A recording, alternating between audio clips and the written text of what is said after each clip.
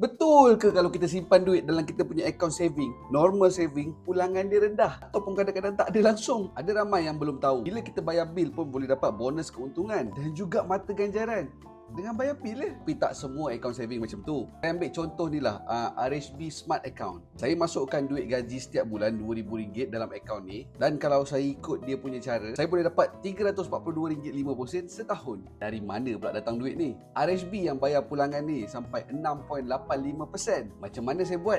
Ni saya tunjukkan cara dia. Nak mula dapat ganjaran daripada RHB Smart I Account ni senang je. Saya perlu maintain RM1,000 je sebulan dalam account. Lepas tu bila nak buat pembelian harian, saya gunakan kad debit RHB. Contohnya ketika isi minyak, bayar bil, dan lagi satu, kalau gaji memang automatically masuk dalam akaun ni setiap bulan, automatik RHB akan tambah lagi 1% pulangan. Bagi saya simple je lah, sebab benda ni memang benda yang kita buat setiap bulan.